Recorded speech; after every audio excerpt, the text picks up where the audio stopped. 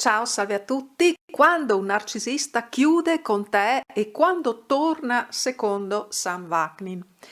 Ho fatto diversi video su Sam Vaknin, anche traduzioni di alcuni suoi video. Sam Vaknin è un autore, conferenziere, esperto di disturbo narcisistico di personalità che ha dichiarato di essere un narcisista.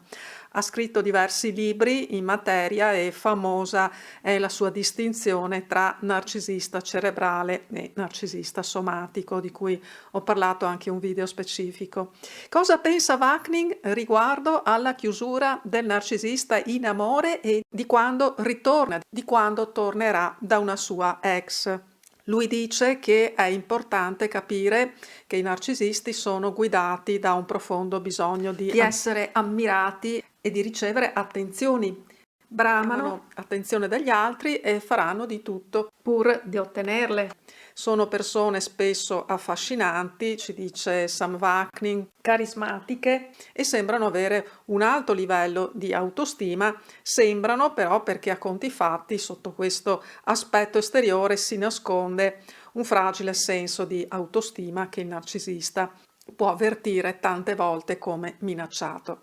Secondo Vaknin, un narcisista chiude in amore quando la sua fonte di approvvigionamento narcisistico non sarà più disponibile per lui o non si renderà più disponibile.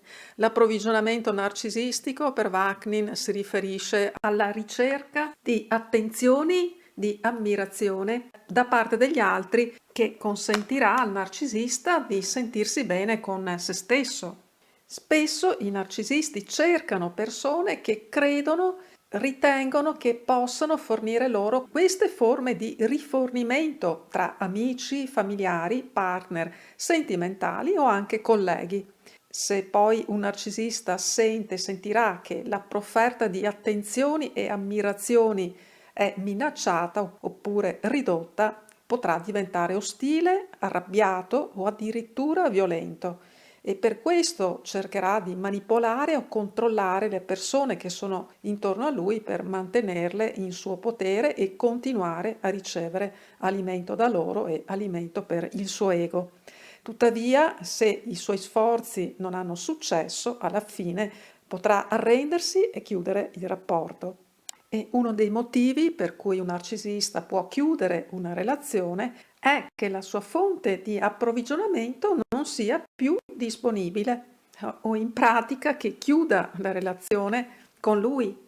Questo può accadere se un amico o un partner in amore decida di porre fine al rapporto, oppure se un collega o un capo nell'ambito lavorativo non fornisca più le attenzioni e le convalide che il narcisista brama.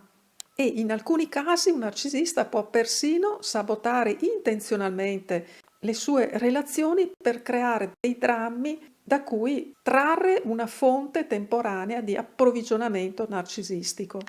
Un altro motivo per cui un narcisista chiude in amore, secondo Sam Vaknin, è se il narcisista si confronta con la realtà del suo comportamento, ovvero se qualcuno gli farà notare l'inappropriatezza dei suoi comportamenti. I narcisisti sono spesso molto difensivi e faranno di tutto per evitare di assumersi le responsabilità delle loro azioni.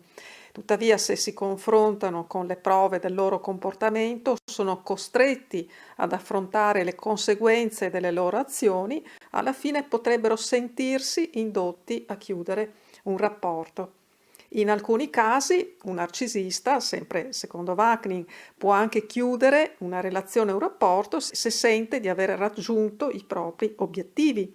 I narcisisti sono spesso molto orientati agli obiettivi e possono lavorare instancabilmente per raggiungerli, ma una volta che avranno realizzato i loro obiettivi, gli obiettivi che si sono prefissati, a quel punto perderanno interesse e passeranno ad altro.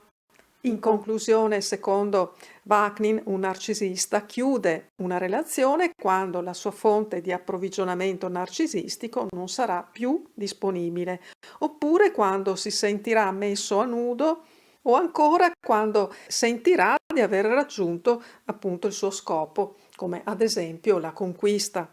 Vaknin ritiene che il comportamento di un narcisista sia imprevedibile e che non esista un modo garantito per determinare quando un narcisista potrà tornare o se potrà fare il ritorno. Dal mio punto di vista, delle previsioni si possono certamente fare, per quanto il comportamento di qualsiasi persona non possa mai essere del tutto prevedibile.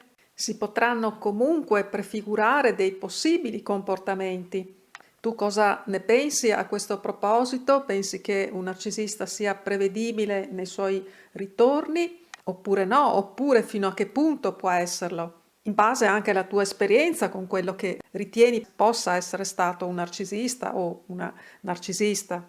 Tuttavia, Vaknin suggerisce che un narcisista può tornare se crede che ci sia ancora qualcosa da guadagnare nella relazione o se sente che il suo ego è stato minacciato dalla rottura. In questi casi il narcisista potrà tentare di riaffermare il controllo sul proprio ex partner o cercare di riconquistare l'ammirazione e le attenzioni perdute. A questo punto ti saluto, se apprezzi il video, ti piace, metti un like e condividilo. Ti ringrazio sempre della tua presenza, sempre preziosa, e dei tuoi commenti, delle tue osservazioni. Ci sentiamo presto, ti abbraccio forte. Ciao, ciao, ciao.